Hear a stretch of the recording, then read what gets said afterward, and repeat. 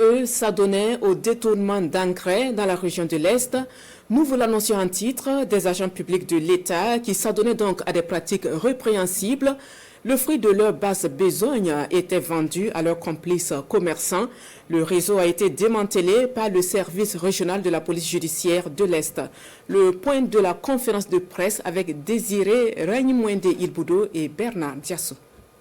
Le service régional de la police judiciaire de l'Est a été saisi le 12 février dernier par le ministère de l'Agriculture, des Ressources animales et halieutiques, faisant cas de dénonciation du fait que des engrais subventionnés par l'État au bénéfice des producteurs de la région de l'Est seraient en vente au grand marché de Fadane-Gourma. Après avoir avisé M. le procureur du Faso près le tribunal de grande instance de Fadane-Gourma, une enquête a été ouverte par nos services. Cette intervention a permis de saisir dans une boutique 57 sacs d'engrais urée estampillés 46% de la campagne agricole 2022-2023.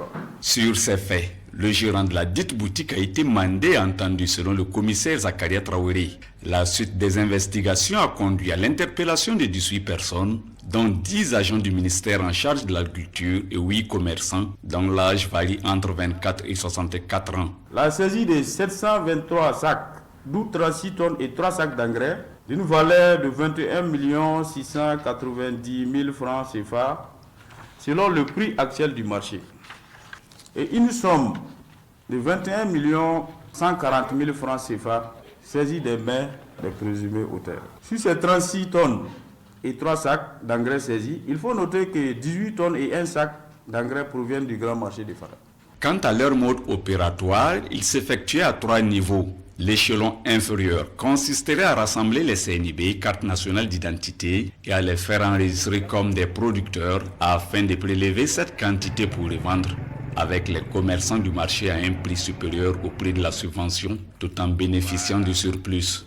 Tous ces engrais saisis seront mis à la disposition de la justice, ainsi que les auteurs qui encourent des peines prévues par le code pénal.